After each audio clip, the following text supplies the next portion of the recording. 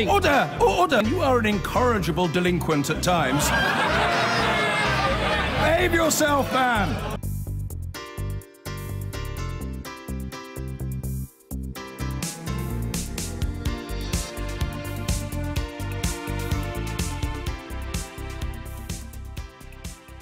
Yulia Skripal, who was one of 2 victims to be poisoned by a nerve agent in Salisbury in March, has released her first televised statement since being discharged from hospital. She and her father, the former Russian spy Sergei Skripal, were found slumped unconscious on a bench after the attack. Ms. Skripal was discharged from hospital last month and has been in an unknown location ever since. In the short statement to Reuters, she spoke of how her life had been turned upside down by the attack. The government has pointed the finger of blame at Russia, but Moscow has always denied involvement. Here's our Home Affairs correspondent, Daniel Sanford. For more than 11 weeks, she's been at the centre of an international scandal that saw dozens of Russian diplomats expelled from Britain, the United States and Europe. This afternoon, she stepped out of the shadows in this her first public appearance since being attacked with a nerve agent. We are so lucky to have both survived this attempted assassination. I don't want to describe the details, but the clinical treatment was invasive, painful and depressing. Our recovery has been slow and extremely painful. I am grateful to all of the wonderful, kind staff at Salisbury Hospital, a place I've become all too familiar with. I also think fondly of those who helped us on the street on the day of the attack. The nerve agent attack left parts of Salisbury looking like a disaster movie, but also caused a huge row with the Russian embassy in London, who demanded access to the Skripals, something she dealt with in today's statement. I take one day at a time and want to help care for my father until his full recovery. In the longer term, I hope to return home to my country. I wish to address a couple of issues directly and have chosen to interrupt my rehabilitation to make this short statement. I ask that everyone respects the privacy of me and my father.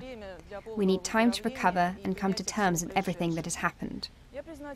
I'm grateful for the offers of assistance from the Russian embassy, but at the moment I do not wish to avail myself of their services.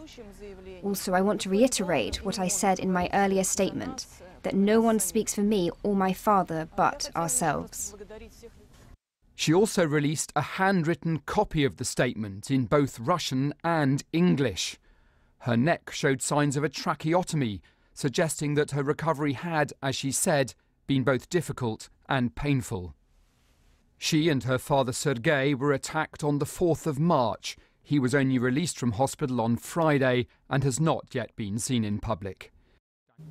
And Daniel's with me now. Daniel, what should we make of the way in which she's released this statement? Or why she has at all. I mean, she's felt she's had to do this, clearly. She's chosen not to give an interview as such, to record a statement so that it can be believed what she said, because what she's dealing with is the allegations from the Russian government and the Russian embassy in London that she's somehow been kidnapped, that she's being held against her will, rumours being put around by Russian bots on social media that they're both dead and they both died weeks ago, and suggestions that she never was ill at all. So she's felt that she needs to get out there on the front foot and deal with some of these issues, dealing again, as she's dealt with in written statements in the past, with the fact she doesn't want the assistance of the Russian embassy at the moment, that she and her father speak for themselves and that nobody else speaks for them. But also, interestingly, considering the fact that she's at the middle of a massive international scandal and the fact that the British have effectively suggested that people in Russia have tried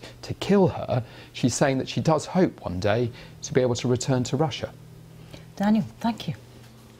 The main news is the video statement issued today by a Salisbury poisoning victim, Yulia Skripal.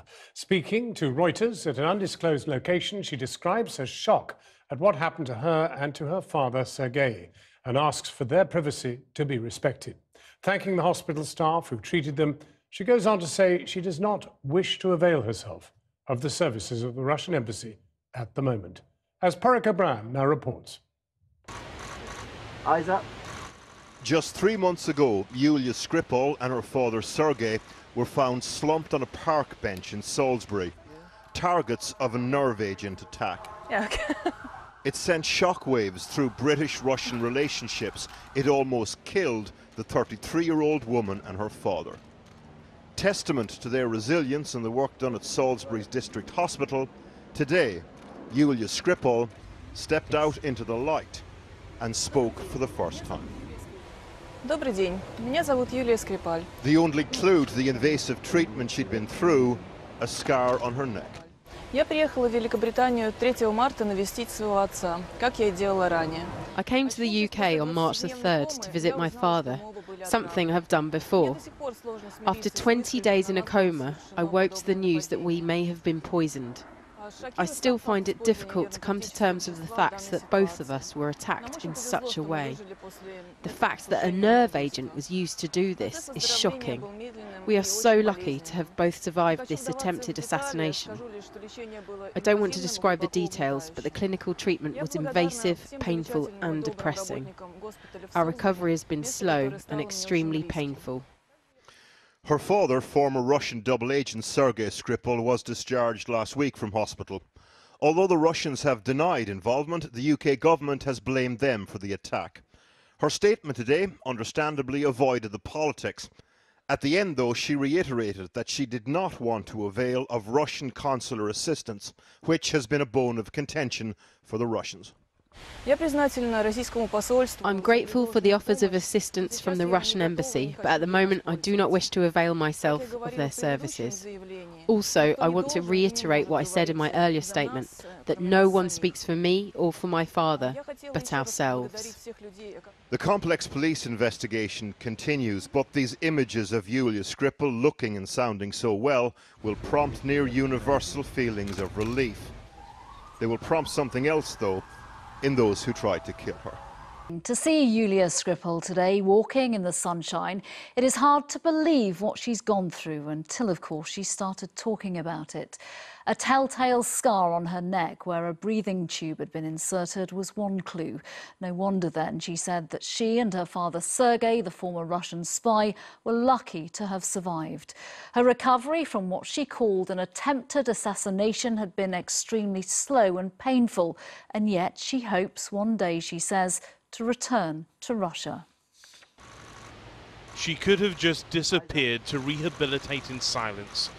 But today, Yulia Skripal spoke about her poisoning and her recovery. Добрый день. Меня зовут Юлия Скрипаль. She introduced herself and then delivered a politely worded attack on Russia. After 20 days in a coma, I woke to the news that we may have been poisoned.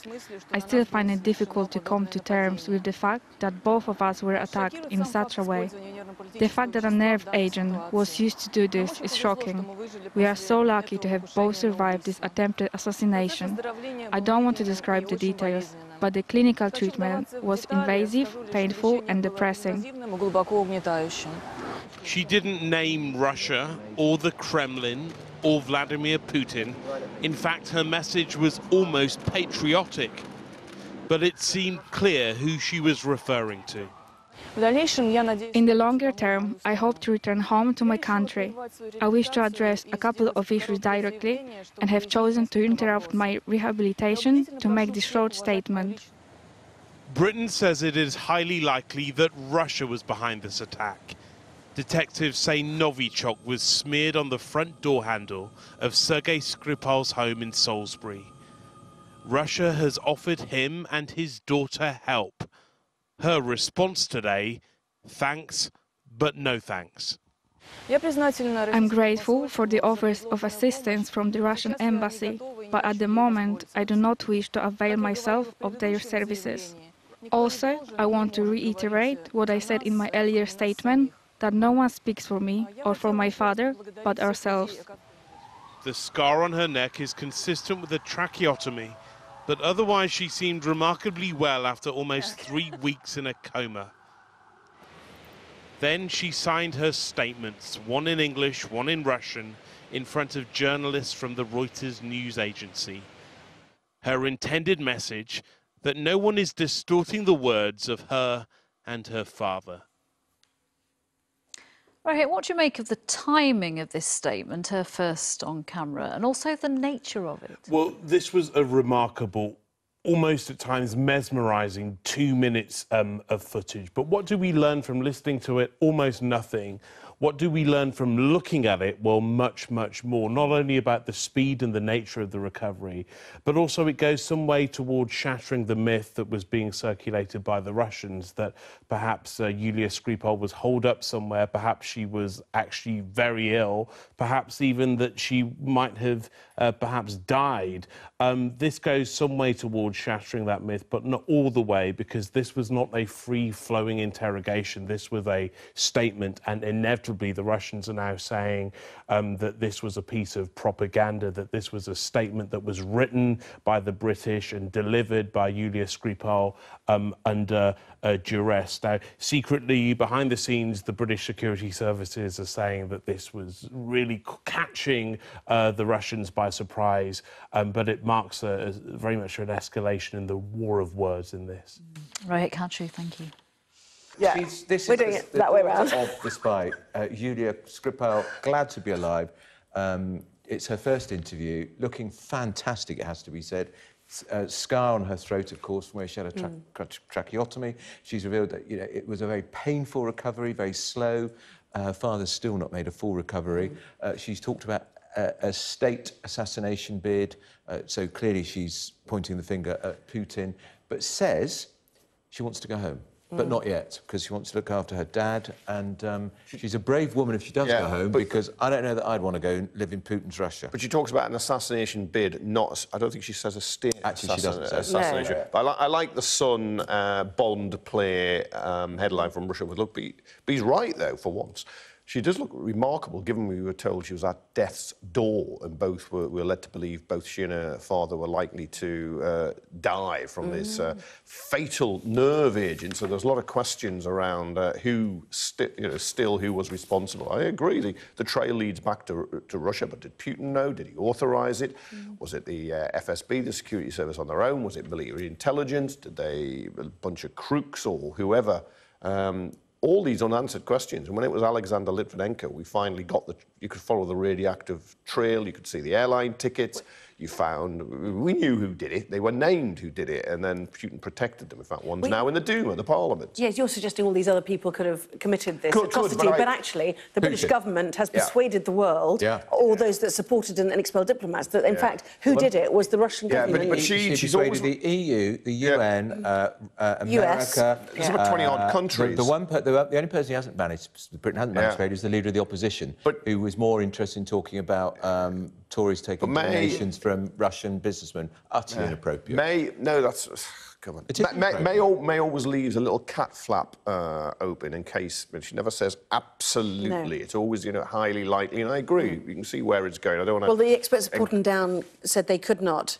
with 100% certainty say that it had come from Russia. They said it wasn't their job. What they had to do was identify what it was. Which was somewhat embarrassing for the liability who is Foreign Secretary when Boris Johnson had said somebody at Porton Down had told him it was. Now, of course, it might have just been the janitor. May well be they do, but they can't actually prove it. Well, they didn't say it publicly. They didn't back up... Well, Boris Johnson's an idiot, we all know, and an incompetent.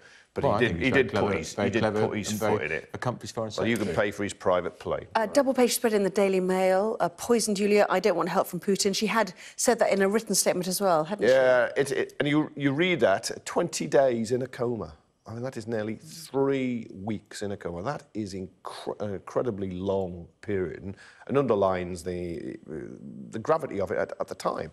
The NHS has performed miracles here, absolutely performed miracles, as it often does. Does the Mail need to circle the tracheotomy? It's quite easy to see, isn't it? Well, I would actually. Yeah. You could be describing, look, here it is. I mean, it's better to circle it than have a big arrow. Yeah. But just in case anybody is not quite It just shows what she's been through and how close to death she clearly was. I mean, she looks fantastic, actually. But she's making it absolutely clear it was a shocking assassination and she does not want any help from the Kremlin. She's pretty much, you would read between the lines, she thinks it was Vladimir Putin, the ex-KGB hoodlum.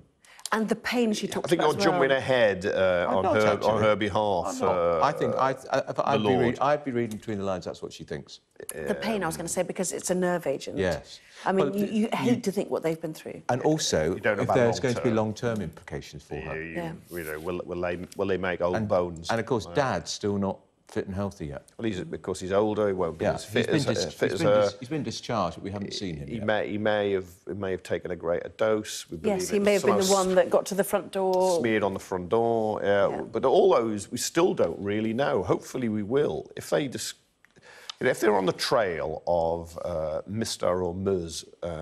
agent who did this, whoever they are, I hope we find out, because at the moment, you allow people to run around and doubt everything because they're not open.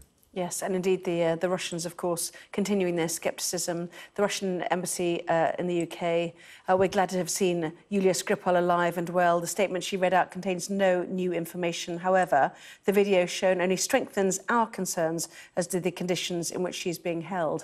They're suggesting, of course, against her will, didn't they, previously? He is the new comical Ali, that ambassador. He is a complete joke to the diplomatic service.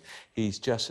nobody takes him seriously. I don't even think they can be taken seriously in Russia. When our dad's a double agent, an MI6 double agent, he's been roughly treated, imprisoned in Russia. Then he's released under a deal, and Putin's going around saying traitors will be killed. You would be a bit wary of the embassy. But then why does she say she wants to go back? She wants to go back sometime. Maybe you just say that to keep in with Putin. Maybe you say because you do genuinely want to go back. You got friends and family in Nepal. Yeah, absolutely.